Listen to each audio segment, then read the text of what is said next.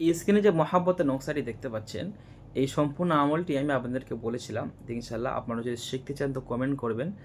কিভাবে একটা সম্পর্ককে জুড়ে দেয়া হলো, যেটা স্বামী স্ত্রীর মধ্যে বিচ্ছেদ ছিল, কীভাবে আমরা জুড়ে দিলাম, সেটা আপনাদেরকে বলেছি আমি শিখিয়ে দেবো।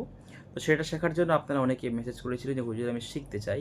তো সেই আমলটা ইনশাআল্লাহ আজকে আপনাদেরকে দেওয়ার জন্য আমরা ইনশাআল্লাহ হাজির হয়েছি। তো আপনারা সুন্দর করে আপনারা আমলটি মন দিয়ে শুনুন এবং সম্পূর্ণ ভিডিওটি দেখুন। আপনারা ইনশাআল্লাহ সবটাই আপনাদেরকে ইনশাআল্লাহ বুঝতে পারবেন।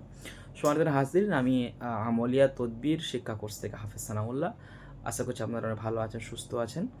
আপনাদেরকে আমরা এই যে আমলটা দিতে চাইছি সেটা হচ্ছে, এই যে স্ক্রিনে দেওয়া যে তদবিরটি দেখতে পাচ্ছেন, এটা লেখা, এটা আপনারা প্রথমত লিখতে হবে, কিন্তু কিছু শর্ত আছে। যেমন এই তদবিরটা আপনারা লিখবেন কখন?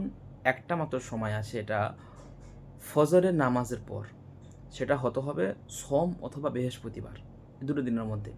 আর যারা আমাদের আমলিয়া তদবির শিক্ষা কোর্স শিখেছেন তারা অবশ্যই জানেন কখন বশীকরণ কাজ করতে হয়, কখন বিচ্ছেদ কাজ করতে হয়, এবং কোন সিতারায় কোন তদবির করতে হয়, কোন দিনে কোন তদবির, কোন ঘন্টায় কোন তদবির করতে হয়। তো আপনাদের বলার প্রয়োজন নেই। বাকি যারা দেখছেন তারা আপনারা এগুলো খেয়াল রাখেন যে আপনার সোমবার দিন এবং ফজরের নামাজের পরে আপনি কাজটা করবেন। সবথেকে ভালো হয় যদি রোগীর মেজাজ বার করে কাজ করতে আপনি যদি পারেন। তো রুগীর মেজাজ যারা বার করতে পারেন তারা কাজ করলে তাহলে বন্ধুদের গুলি মিস হয়ে যাবে, কিন্তু তদবির মিস হবে না ইনশাআল্লাহ। সম্মানিত হাজিরিন, আপনারা কেশর কালির জাফরান দিয়ে আপনারা এই তদবিরটি, এই তাবিজ লিখবেন, ঠিক আছে?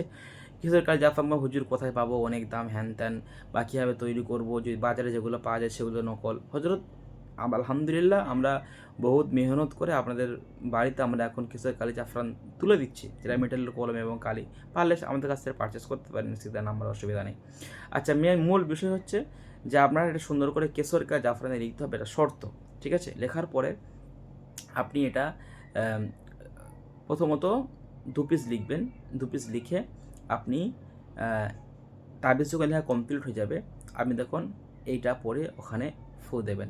আপনি কী পরে ফু দেবেন? সেটা হচ্ছে যে ইউহিব্বুনাহুম কাহুব্বিল্লাহ ওয়াল্লাযীনা আমানু আশাদ্দু হুব্বান লিল্লাহ। মনে থাকবে, এই ছোট্ট আয়াতটা আপনি পড়বেন, পরে এখানে ফু দেবেন। কতবার পড়বেন? 101 বার পড়বেন, ফু দেবেন। এবং ফু দেওয়ার শেষে আল্লাহর কাছে আরজি করে আপনি কাজটা সম্পূর্ণ করবেন, ঠিক আছে? এবং অবশ্যই আগে পরে ইস্তেগফার, দরুদ শরীফ এগুলো আপনি পড়ে নেবেন, ঠিক আছে? যখন আপনার কমপ্লিট হয়ে যাবে তখন আপনি একটা তাবিজ নিয়ে রুগীর বাম হাতের মধ্যে দিয়ে দেবেন। অবশ্যই কিন্তু তাবিজের ওখানে যে নাম লেখার অপশান আছে সেখানে নাম দেবেন, ঠিক আছে? রুগীর বাম হাতে দেবেন, যদি সে পুরুষ হয় তো তার ডান হাতে দেবেন। মানে আশিককে তদবিরটি পড়াতে হবে, ঠিক আছে? এরপরে আপনারা আর একটা তদবির তাবিজ, সেটাকে নিয়ে কয়লার যে আগুন হয়, দেখবেন যে আমরা যে লাইফ যে কাজগুলো করি সাথে সাথে বশীকরণ হয়, ওই যে কয়লার মধ্যে ওই একটা তামার মাধুরীতে পড়বেন অথবা 3 ধাতুর মাধুরীতে পড়ে ওটাকে 24 ঘন্টায় কমসে কম আপনি 12 ঘন্টা গরম রাখবেন, ঠিক আছে? ইনশাআল্লাহ এভাবে করবেন।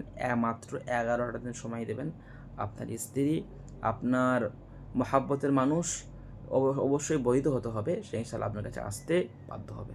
সকল ভালো থাকুন। এই কাজটি করার জন্য অবশ্যই আপনাদেরকে এটা ইজ্জত দেওয়া হলো, কিন্তু আপনারা কেউ কোনো খারাপ কাজই করতে পারবেন না। এবং যারা আমাদের কোর্সের ছাত্র অবশ্যই তারা করবেন, বা বাকি অন্যান্য সবাই করবেন, কিন্তু আপনার দায়মি হিসাব অবশ্যই কমপ্লিট থাকতে হবে, ঠিক আছে? এবং যারা ইউহিব্বুনা কাহুব্বিল্লাহ যাকাত দিয়েছেন তাদের ক্ষেত্রে আরও খুব দ্রুত কাজ করবে। যারা আমাদের কোর্সে ভর্তি হতে চান স্ক্রিনে দেওয়া নাম্বারে আপনারা ভর্তি হতে পারেন। সকালে ভালো থাকুন। আসসালামু আলাইকুম ওয়া রাহমাতুল্লাহি ওয়া বারাকাতুহু।